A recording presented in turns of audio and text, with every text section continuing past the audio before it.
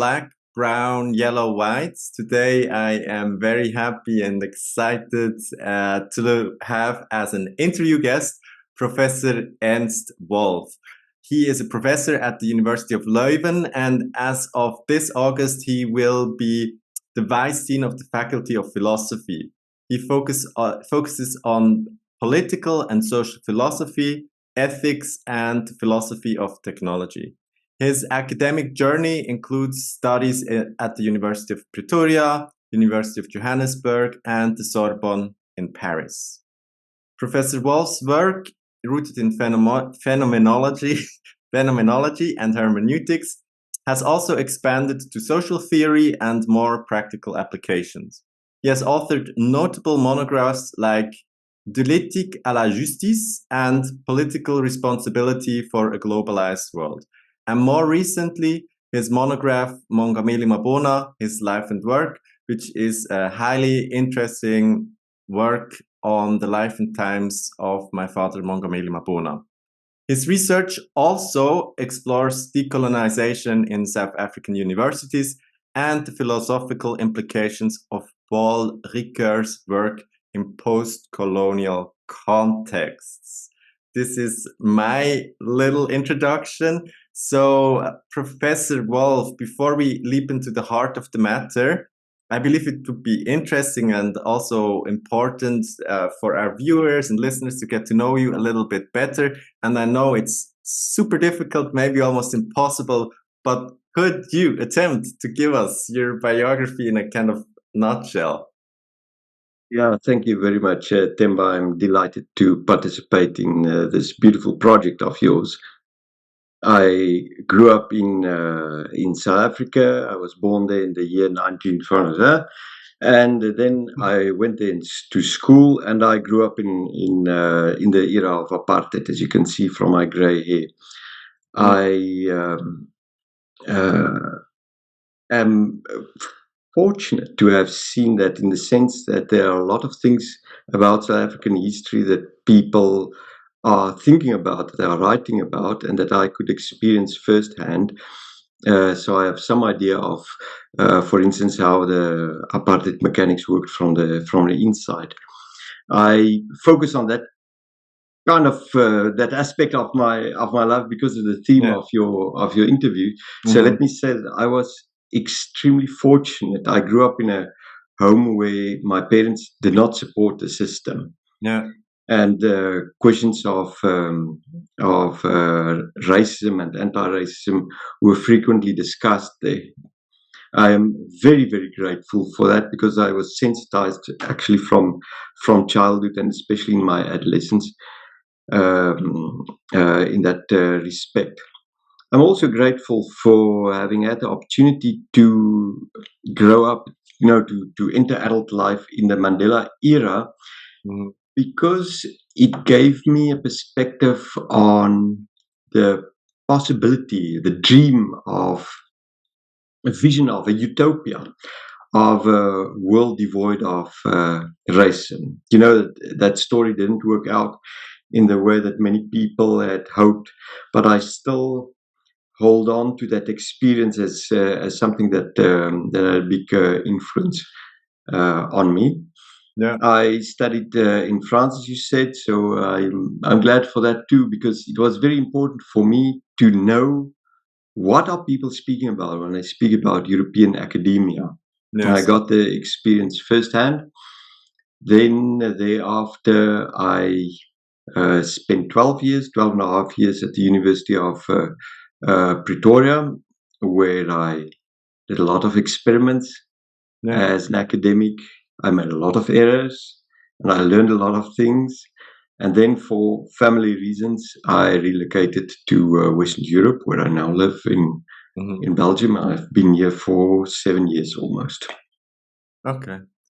Well, thank you very much for giving us this brief sketch and outline with this kind of nexus to our main topic. What I have also asked my interviews so far to get a bit an idea of their person, their character, are the sources of inspiration in different areas. So I am genuinely curious. in terms of, this expression is maybe not very fortunate, but in terms of personal role models, people or historical figures that might have inspired you, that might have cast a certain light for you to see a way forward. Could you think of some of these historical figures or people that have given you impulses? Yeah, the question about inspiration in philosophy is a notorious one. I think you can find a couple of thousands of years of literature on that, and it's not easy to indicate, because a lot of the things that inspires one are like little seeds planted by people, and that you didn't always even recognize the moment when you received that input, and it just slowly but surely grows on you. Yeah. I think I would have to say, first of all, speaking about my parents again, a kind of a sensitivity for issues of injustice and willingness to question oneself. I think my parents are both great at that. And I've always tended to rather believe people who have that kind of attitude than those who shout loudly and are very sure of themselves. Yeah. I have received a lot of inspiration from a lot of authors, most of all philosophers, social scientists, and so on. The kind of thing that inspires me is sometimes, really clear thoughts, sometimes kind of a style of thinking. That's one of the reasons why I appreciate somebody like Paul Ricoeur. He's tremendously erudite, but he knows how to hold on to different onto different perspectives at the same time. We have spoken about that before. He's one of the people who shows me how to remain uncertain and cultivate the space in which you can entertain different possibilities at the same time for as far as possible, without thereby becoming non-committal. Yeah. When I was a student, Martin Versveld was an important figure to me, a South African author. I also wrote a book on his work. Yeah. He was an important religious philosopher, a very, very early philosopher of ecology, but he was also an important philosophical voice against apartheid. That was an important figure to me. If you now ask today what authors that I find inspiring or interesting, Fabien Ibusibulaga is a Cameroonese author who is really he's extraordinary for his finesse of thinking, for his willingness to think through matters in the most radical way, even when the kind of conclusions at which he arrives not agreeable to him. And I can go on like that. I mean, there are many authors that I like reading. Thank you very much. So, to a large degree, this is also from a background of philosophy, from the life of the mind. And I'm curious still if you think there was also certain inputs or little impulses, seeds that came from the world of art, works of art or novels, something from this corner of the human enterprise. Yes, I can give you one important example. Sheikh Amidou Kane wrote a book, The Ambiguous Adventure, which I mean is a well-known work in the African novel tradition. I'll tell you why that book was so important to me. After I read it the first time, I said to myself, well, what does I and the author of this book have in common? Well, basically nothing. We don't have the same faith. We don't have the same age. We don't live in the same era. We don't have the same trajectory, except that he also went to do his studies in Paris. I mean, I can continue like that. And still, there's something extremely appealing in that book. I really thought that when I read that, this guy could be my friend. Yeah. I'm sure that if I could sit down with him now and speak to him about things that are my concern, he would immediately grasp me, and I would be able to understand some of his concerns.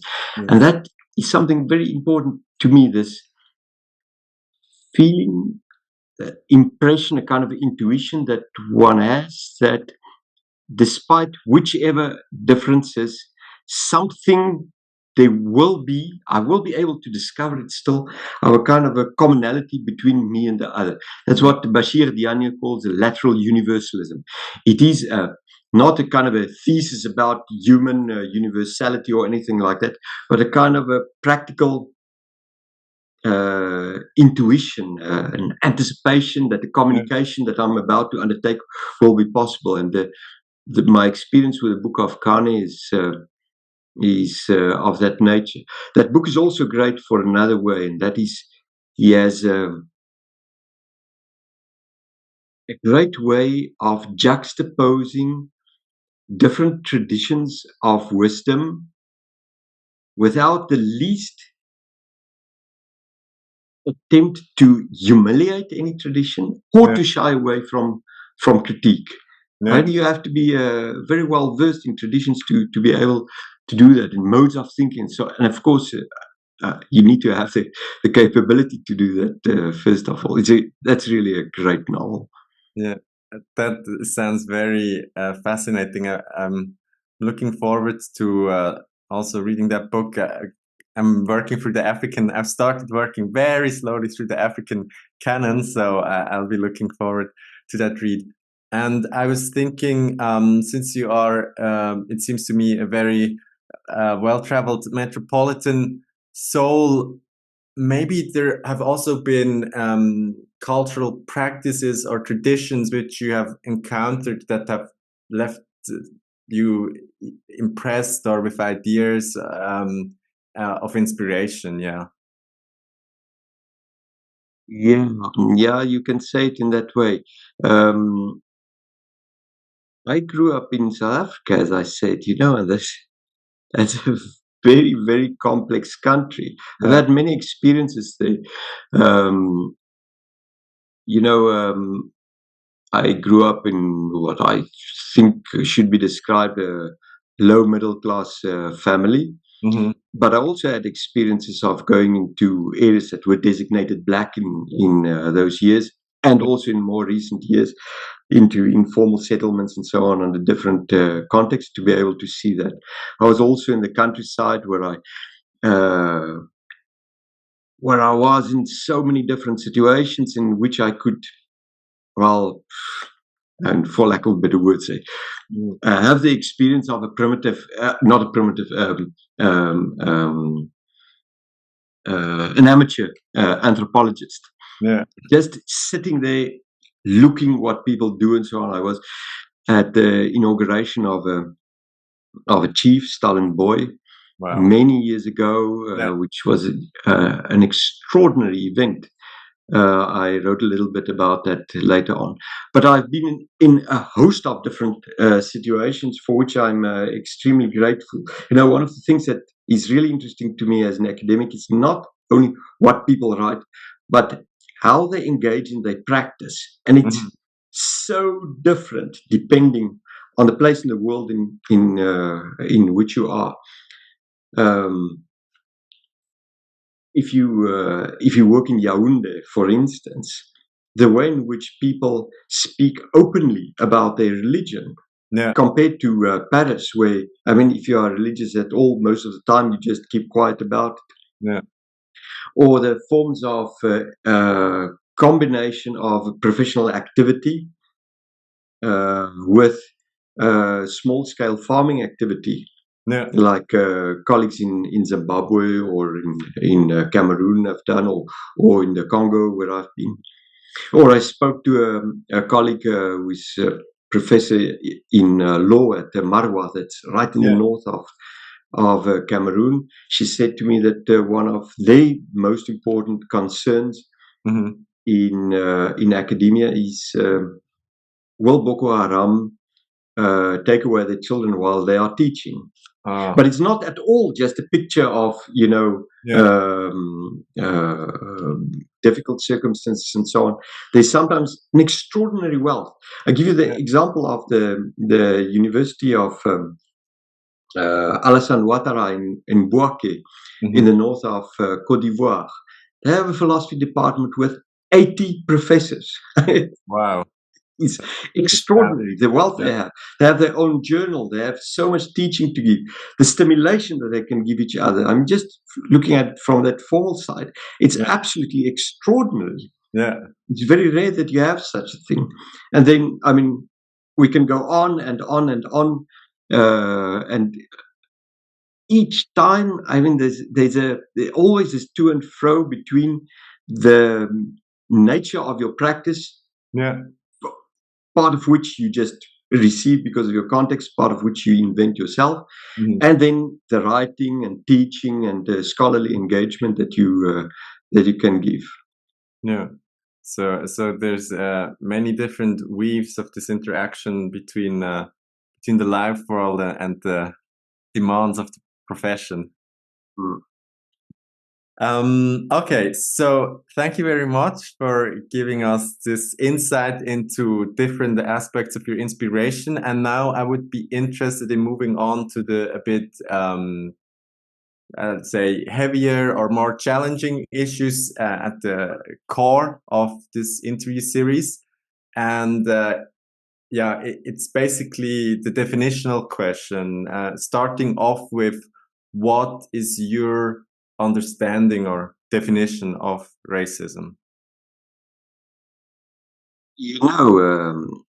Racism is a big mystery. To give a short definition of it is relatively simple. Forms of discrimination that find their way through everything from the most intimate forms of reflection, sensitivities, emotions, and so on, right through action practices, right up to institutions and all of the power structures of culture and the whole of human existence. It is a total social phenomenon. It is something that infiltrates into all possible aspects of human reality, and that is essentially based on one important step, that is racializing other people in an asymmetrical way. Yeah. So the core to me of racism is, of course, not race. Race is not, I mean, the root of the word racism is race. But as a social phenomenon, the root of racism is the phenomena by which human beings, which do not have race, are being transformed in such a way that they are being made race. But each and every fabrication of a human being, changing a human being into something racial, comes with a value judgment, is always unequal. There's always the better and the worse one. And that to me is the core of the thing. You want to know where it comes from, don't you? Yes, I do. I don't know. Have now you've already alluded to some of it, but maybe you also perceive certain other causes that play into it. Listen, human beings are marvelous things, but they can also be just nasty. I think we have to accept that it's part of the existence of our species. And one of the ways in which we are nasty to each other is in all different kinds of stereotyping and suspicion and so on. And I mean, if you have a psychologist on your program, perhaps you can ask them more about those intimate details. So I think that feeds into it. But racism is a little bit more specific than just prejudice, stereotyping, and so on, because it's something very specific about it. Today, if you ask me, I would say that you can, for heuristic purposes, divide the history of racism into 3 or 4 periods. There's always been a kind of a temptation to judge people differently on the basis of the of their skin color, right, or other physical traits. Okay, I'm a bit reluctant to call all of that racism simply because it has its place within a broader framework of cultural chauvinism. When you look at racism proper, and let's now focus a little bit more on Europe because I know the problem better from that perspective. Yeah. The term race precedes the modern manifestations of racism. Race was used in such a way to refer to big groups in which people occur. Yeah. So people would refer to the Irish as a race or Italians as a race and so on. Also, immediately with the idea of doing something with it. So one of the commentators wrote that from the moment you call somebody race, you know that you want to do with something to them. That is clear. Yeah. But in its earliest phase, what was done with the term racism would more correspond with what we call cultural chauvinism. Yeah. Then from the authors are not always clear what say 16th, 17th century, but very clearly from the 18th century and very clearly in the 19th century, people developed theories of race. Yeah. Typically having two components. One is a biological component, the other one the historical one. This is quite important because what becomes kind of racism as a, let's say, expert discourse has these two sides that sometimes overlap in their logic and sometimes are quite contradictory. Yes. That is hardcore racism, right? So you have the emergence of a form of racism that has its heyday, let's say, roughly from the end of the 19th century to the Second World War and going on very well still in South Africa, United States, and so on. Okay. Yeah. With that, after that, you have the demise of overtly socially acceptable racism as prevalent discourse. Yeah. Not the disappearance of racism, but the demise of it as overtly practiced, socially acceptable form of discourse. That is what is today very often, that has been referred to for some time as racism without racists or cultural racism. And in many circumstances, simply reverts back to older cultural chauvinism. Now, you ask me, where does racism come from? The interesting thing is that both slavery, I mean, in the sense of the tricontinental slave trade, and colonization, in many of its aspects, predates racism in this most in-your-face, overt way. Yeah. So I follow such authors as Petre Grenouillot or Fields and Fields, who say that slavery and colonization are rather some of the factors leading to racism, rather than racism being the origin of those phenomena. Well, we can discuss the rest perhaps a bit later. Okay, those are some very, very fascinating elaborations, especially in terms of the causality. It just put me in mind a bit of what I was also reading with Howard French's Africa as Africa and its role in modernity, and what even predated racism in this fashion. And what you mentioned just a tiny bit earlier about the racism without racists reminded me also a lot of I'm a bit of a hobby anthropologist still in terms of looking at the comment sections in the most popular Swiss online newspapers, and the people are on the far right and do hold some racist and racialist ideas. They would not in a lifetime be willing to acknowledge that they are racist. So it's this idea of a kind of people personless racism nowadays, no more acceptable in public forums. And so I would say, I mean, that is one of the very difficult issues with racism in our day and time, namely how to get a good grasp on, first of all, to describe it correctly, and then also to know how to deal with it under circumstances of its deniability. That's an expression that I got from Rodney Coates. People practice racism in such a way that they can very easily say, no, you misunderstood me. No, I'm not speaking about race, I'm speaking about culture, No, I'm not speaking about because I'm speaking about immigration or, that kind of thing. Yeah, they take recourse by using maybe recondite or obscure language. And so in all of this, where do you see the role of philosophy in addressing or confronting or dealing with racism?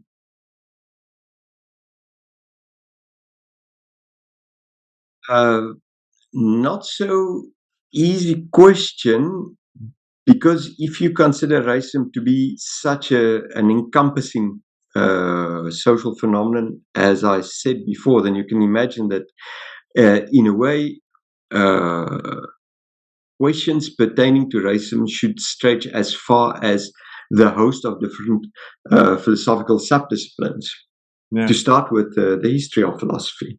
So if, for instance, if Aristotle in his Politics writes that, yes, of course, there are people who are slaves, and it is right so, because you can see in their bodies that they are ideally suited for that. They are naturally slaves. Yeah. What do we do with that kind of thing? How do we interpret that? Is that already a racism, or is it just a kind of a stupid understanding of slavery? What kind of thing is? And then you can actually walk through the whole history of philosophy, taking what is sometimes still called the canon of, let's say, the most visible European authors, and ask where do they stand on matters of race. As you can expect, this question becomes really important at that point in history, when at the same time race as part of social discourse became more important, and when the effects of racism became the more and more clear. So let's say more or less from the 19th century onwards. And that is why one of the tasks of the history of philosophy today is simply work through the dossier of what people said about the racialized other. Yeah. And it is very sobering. I mean, sometimes it's really nasty and unpleasant, but there are very interesting things that you discover there. For instance, you find that in some places, like in that of Kant, Immanuel Kant had very nasty ideas about racialized others, but that was not always transmitted and received in the history of Kant scholarship. Yeah. So I discovered this very interesting text of the late 1940s, where a guy wrote about racist text, and he said, I'm going to surprise you, because most people have completely forgotten about this, but Kant had really important and nasty ideas about race. It means that the reception of the author kind of censored it. On the other hand, in the case of Hume, he wrote very little about race. There's one footnote in one of his books in which he wrote absolutely despicable things that one shouldn't cite. But that, on the other hand, has been really blown up, received, repeated in the 19th century, kind of an important reference to give credibility to racist ideas. I base some of what I say here on a book by Naomi Zak on racism. Okay, so we can go on like that, history of racism, blah blah blah. Yeah. But then you can go on each and every subdiscipline of philosophy, political philosophy, aesthetics, and so what is kind of racialized representation, epistemology. In which ways do people, or don't they, go about with other forms of epistemology, ethics, and so on. All of the different subdisciplines can work on this. Yes. There are a number of, there are so many important questions. Let me give you another few examples. You spoke about modernity. Yeah. It is very difficult to do any kind of historically sensitive philosophy today without taking one or other stance in relation to this notion of modernity. Now, what modernity is, if there is such a thing, and if there is such a thing, what it exactly consists of is already an important and difficult debate. But then you have to relate this to such phenomena as the emergence of race discourse, colonization, slavery, and so on. Many authors do that, but they don't agree with each other about how to do that. And it becomes really very difficult. Let me give you another example that comes a bit from my field of work, social theory. And that's the question, how do we understand the relation between the kind of agency that people can have and social structures that constrain and enable them to act? Now, it sounds like a relatively simple thing, but you now have to think that, well, when you think about the relation between agent and structure, you are thinking about racist agents, but you're also thinking about the victims of racism. When you think about structure, you think about that which enables people to act in a racist way, even in such a way that they don't really even perceive it, which makes it difficult sometimes for people to be conscientized to the racism. But that same structures also contain elements, even it's very small elements, that allow anti-racists to engage in critique and resistance and so on. If you look at it from this small model of mine, you'll see immediately that the different forms of agency and structure interlock in such a way to form a very difficult mesh to decipher. I can give you an example of how this is interesting. I was in a debate the other day with somebody who's let's say an Africanist activist. This person speaks a lot about new colonization. Very important. So new colonization means that people in former colonies, especially in former colonies, but elsewhere too, find themselves under circumstances of life in which they are constrained in what they would have been able to do otherwise in a very nasty and discriminatory way that very much resembles the kind of setup that you had in colonial setup. Okay. So I said to this person, well, don't you forget about African agency. Are Africans then not agents? The problem is big because it's part of colonial ideology to say Africans, they don't have history, they don't know, they can't act, they can't really take initiative and make things move. That's not something that Africans typically can do. That's the racism of colonial discourse. So what she did was she said to me immediately, yes, of course we have agency. That person is not an African, by the way, but okay. Of course Africans have agency because, as you can see in the liberation movement, blah, blah, blah, blah, blah. So what you have here is a very interesting thing. If you look back now at everything that I've said, you have a situation of colonization. Africans have no agency at all. Then, all of a sudden, out of nowhere comes liberation, where Africans have wonderful initiative. They are acting despite circumstances and so on, but they can muster energies and initiatives and have insight and so on, and bring colonization itself to an end, just to find that the moment they take the controls of government, there are again just no agents at all.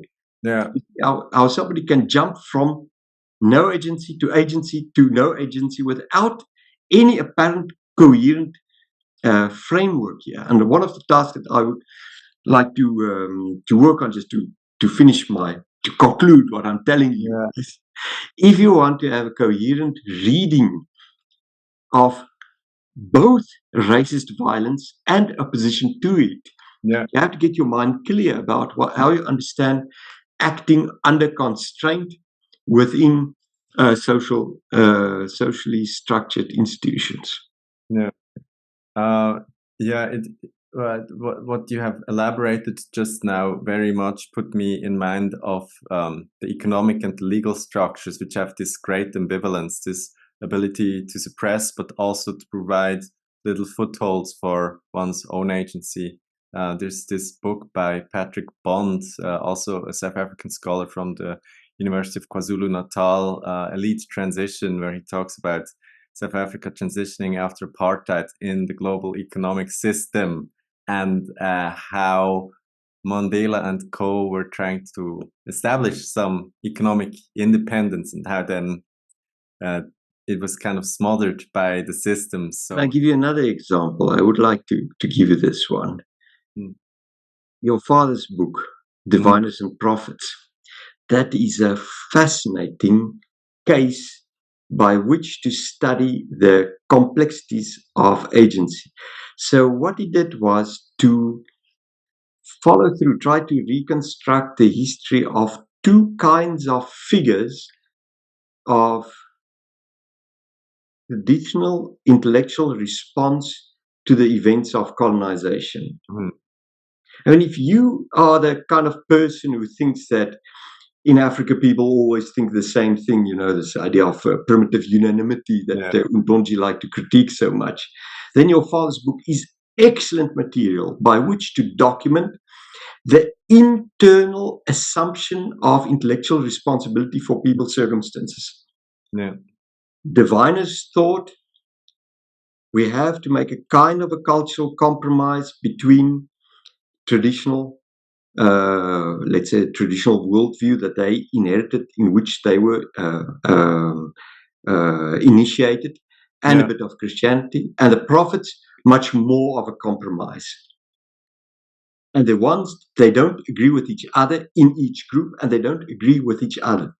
This formation of an internal debate is a clear and excellent, most important sign of the kind of agency, even under the most trying circumstances. One should add something to that. Mongameli Mabona himself writes a book on this when he's sitting in Switzerland at the end of the 20th century.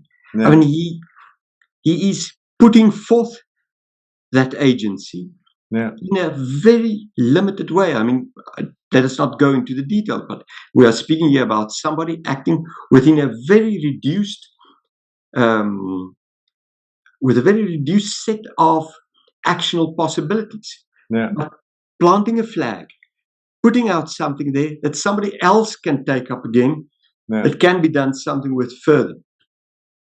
There's not a kind of a feel-good story about the lone cowboy in the end saving the whole village or something like that. I'm not saying that we have here the solution, and in the end, social structures can just be thrown off like a dirty jacket or something like that. What I'm saying is, one should recognize the kind of agency that is already there, even under the most trying circumstances. So that you can reconstruct exactly the forms of resistance that are already there when it is there. I believe that the mythology of the big shakers and makers can sometimes be in the way of that. You either have this immense power and influence, or otherwise you simply pursue your small biographical projects and don't pay attention to what are your possibilities of influencing people in a struggle against the existing structures of power. So I think that maybe also plays into what you have just described. The fact of the matter is, I mean, there are people of action, and I admire them, people who know how to do things. I'm not here at all to say anything negative about them, but they're all propped up by a myriad of other people who do things.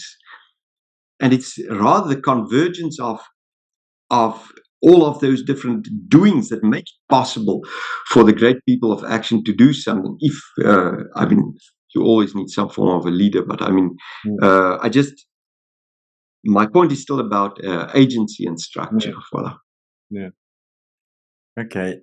And so one could possibly conceive of this exploration of racism as casting a light on the negative manifestations of humans' ability for power. But I also would like us to have a look, so to speak, at the more positive manifestations.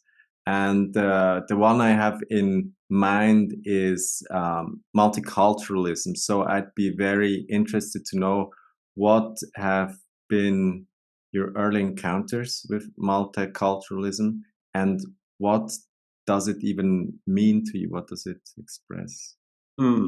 It's a good thing you asked this question. I'm not sure about that at this moment. I'll tell you why. Because the term multiculturalism can be used for two things that are not exactly the same. Yeah. The one is a descriptive. You use it as a descriptive tool. You say multiculturalism is found in a specific society when people of broadly different cultures and who more or less stick to some form of different cultural experiences live together, have to work together, send their children to the same schools and that kind of thing. The other one is a political project that says we have to think about the nation state in a different way. We are not just Dutch people living in the Netherlands anymore. We are people from so many different cultural backgrounds. We have to make things work in this society. Multiculturalism is the name for an understanding of a state after the idea of a one state, one culture type of scenario. As far as the first is concerned, well, I think most societies nowadays are multicultural, if you use that word or not. As far as the project is concerned, I cannot help to think about the European elections that has just happened, and you can see that whatever you think of that project, a lot of people don't buy into it anymore. The dislike or even the hate of immigrants didn't start yesterday. It has been here as long as there has been migrants. But there was a time, I learned from colleagues here, let's say from late 1990s, when people were much more optimistic about the possibility of selling multiculturalism as a political project to the broader society. For instance, by the ways in which they teach children at school. And now with the increasing social acceptability of the extreme right, this becomes, I mean, this translates into a failure. It turns out to be a failure. Although I have to say that I've just read an analysis in which the authors said, well, wait a minute, don't think that all of the people who vote for the extreme right do so out of primary concern for immigrants and so on. They do so also out of other concerns, just dislike for the status quo, disappointment about working conditions and a host of other things. Okay, but all of the complexities taken together, it seems that the idea of multiculturalism as a political project has not taken off as much as people had hoped to. Yeah. So then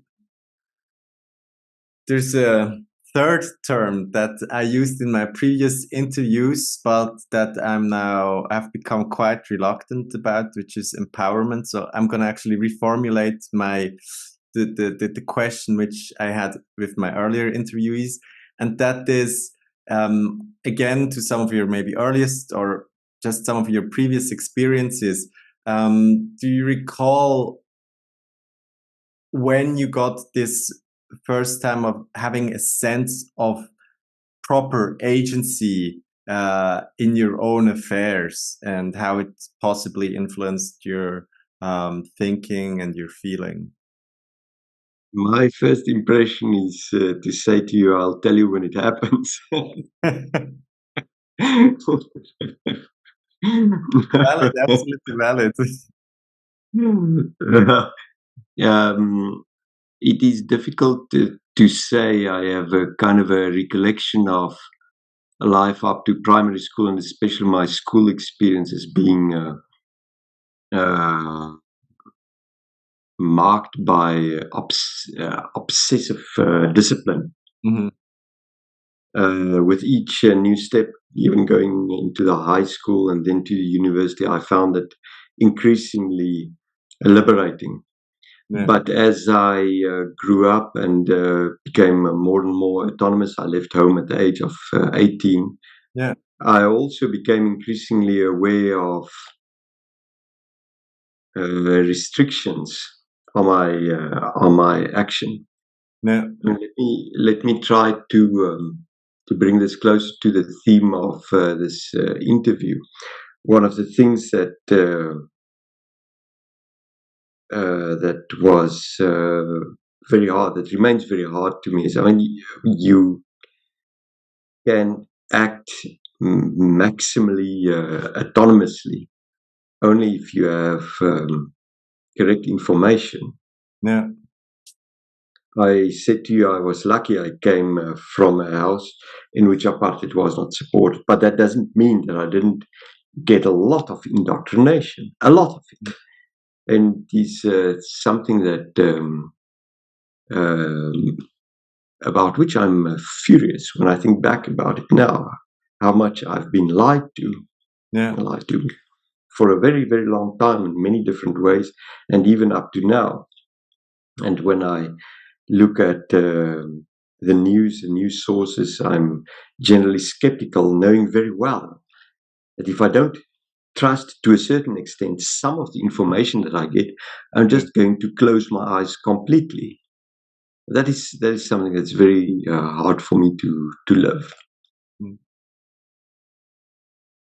Okay. So there is in this attempt at getting a bit of an idea of what these different fundamental terms means. There's a fourth expression I was going to ask you about, and I've been previously accused of having leading questions, but I'm going to try to formulate it as neutrally as possible. But we do know that racism is only kind of one axis of possible discrimination, and I was wondering if you could elaborate on this axis a bit of discrimination.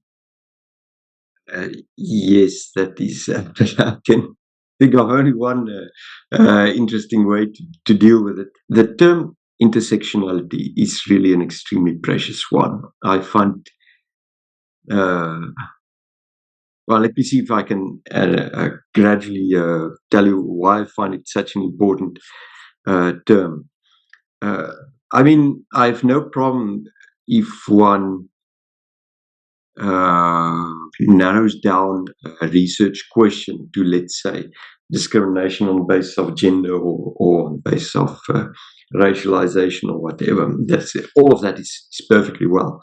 Yeah. But you will miss something of the exact condition of domination experienced by some people if you don't consider their intersectionality. I mean, that is Crenshaw's basic issue. 1 + 1 = 3 in this case.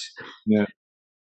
But I think that the significance of the term intersectionality goes much wider than that, because there is not only race and gender and class and age and so on. There are so many different ways in which people get themselves discriminated or just sidelined, or however you want to say it.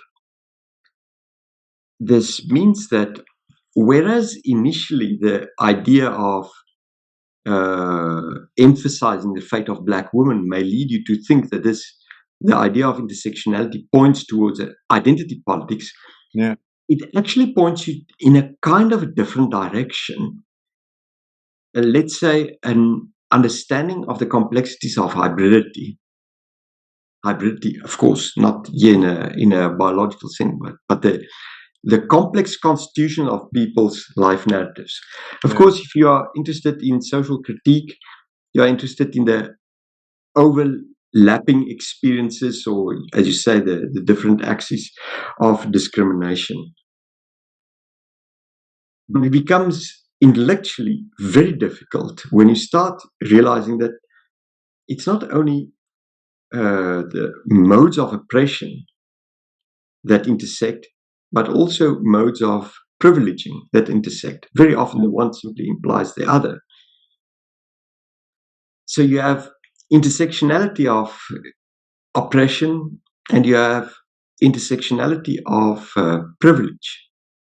And if there's not just two axes of intersectionality of oppression, there's not just two axes of intersectionality of privilege.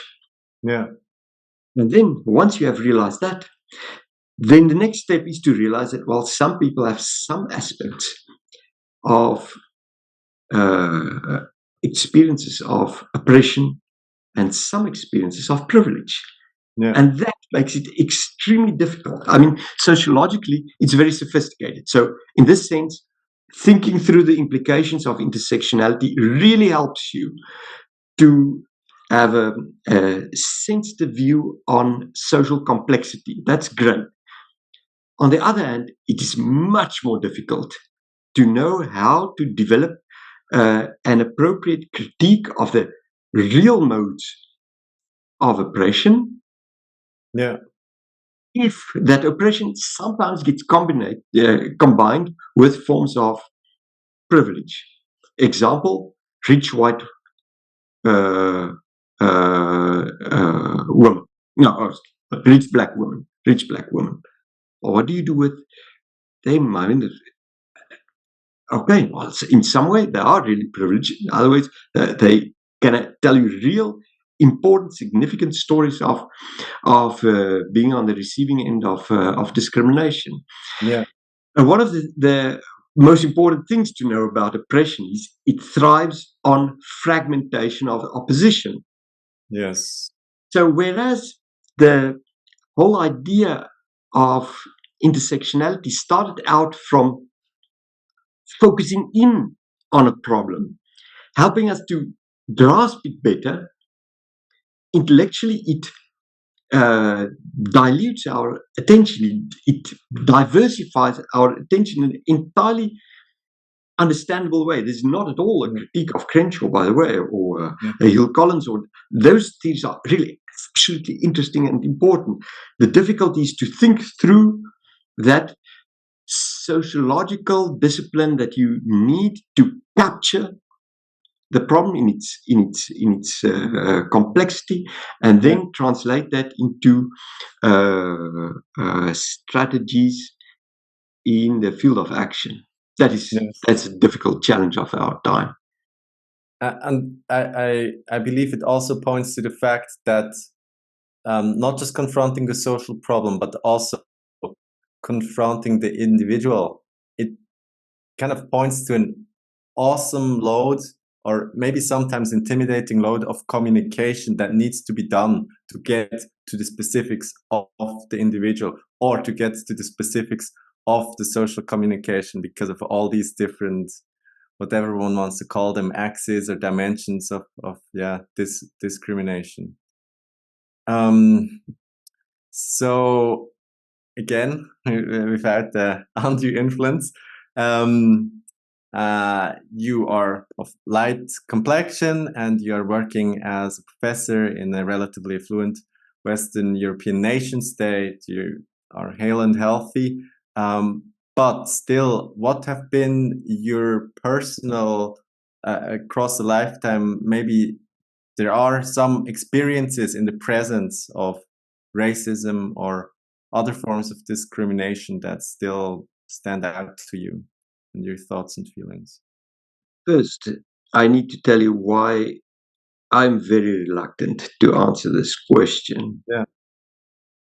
There's nobody as ready to tell you stories about their experience of racism as a white person, as the person who, until yesterday or early this morning, was perpetrating it.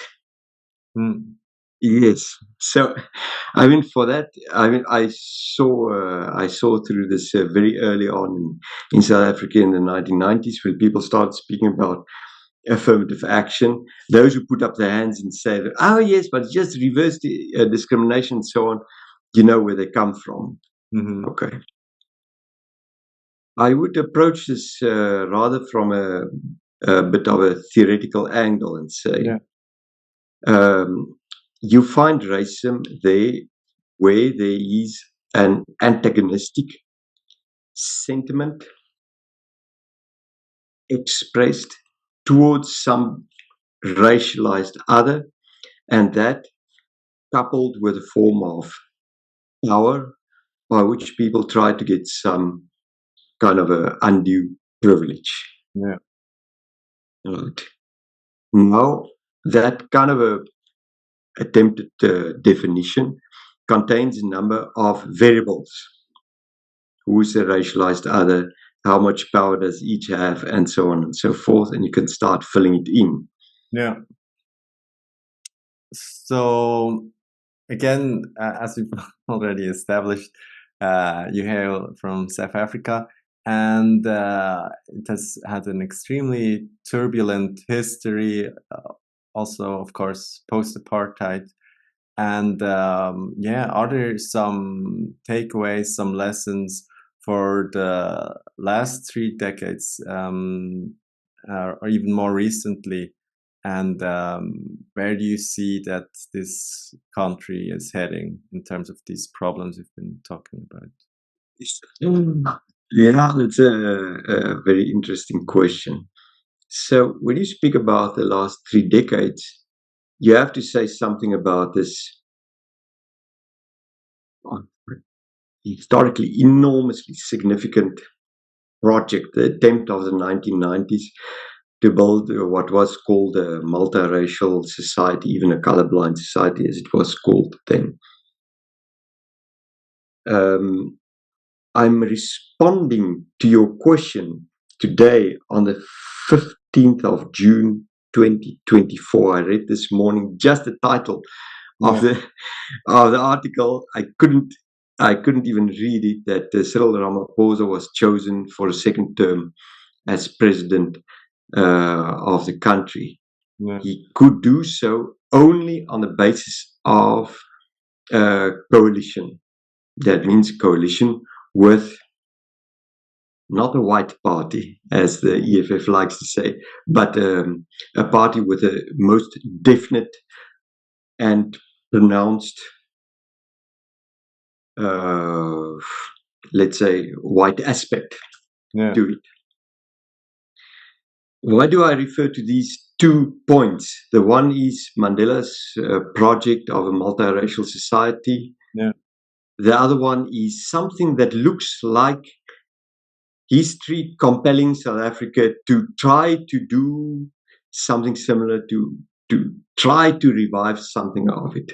In between is a time in which people have had to cope with a disillusionment. Yeah. Those who thought that white racism would disappear have been disillusioned. Those who thought that everybody would come to the party in a happy kind of a spirit of reconciliation were disillusioned. Those who thought that it was easy to govern the country have been disillusioned. And there have been many disillusionment. Yeah.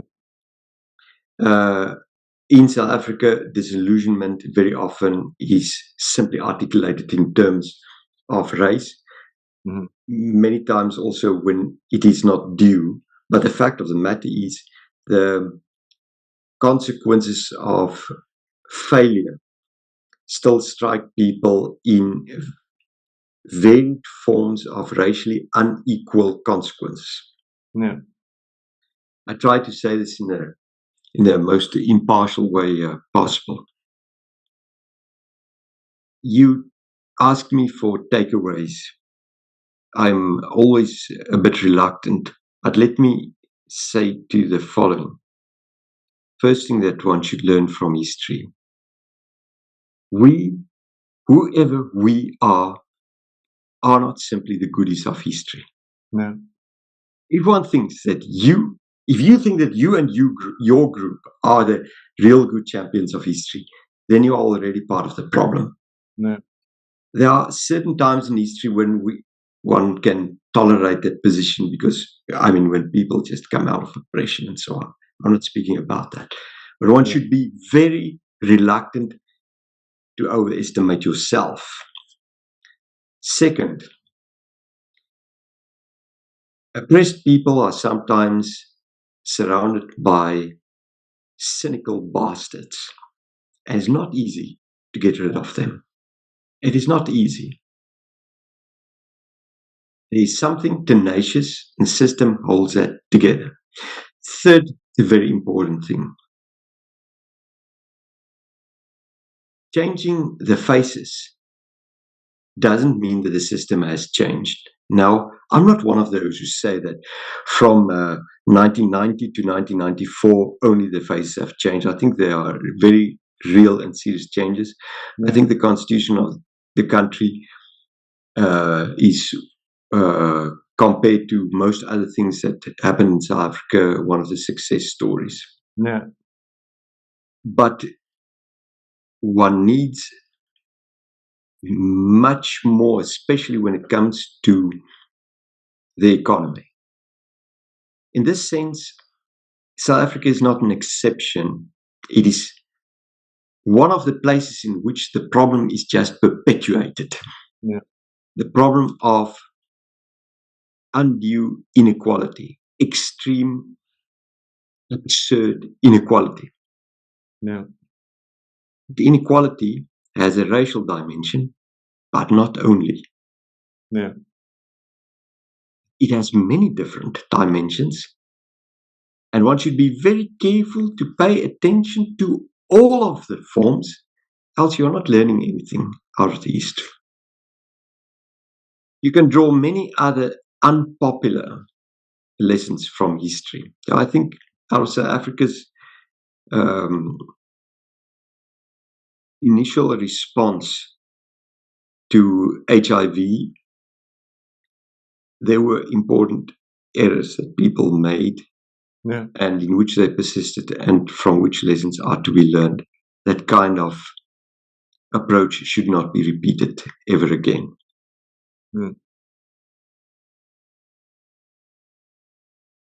I think there's a last thing as far as I'm concerned.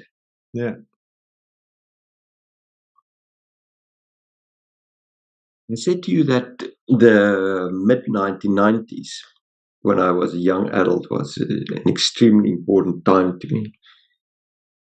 When one looks back at it today, it seems sometimes a bit like the whole country was taken by a bit of naivety about the possibility of a happy transformation and so on. But there's something of that period that remains an inspiration to me. Yeah. I saw many people who changed their attitudes. I saw many people who were willing to make sacrifices to change things. I saw many people who understood perfectly well what the problems of racism were. That's perhaps the excellent thing. Nobody in the 1990s was so colorblind as to think that there were no problems of racism. It was in your face. There's not this kind of colorblind liberalism that we had. Everybody knew that there were problems created by racism. Yeah. But that was not the end of the story. The question was, as I would say today, people try to look through it, not to just stop looking at, but see also something that is beyond, to aim at something beyond that. And I think that is something that I still hold on to today, even though it's not always very popular to speak about that. Yeah.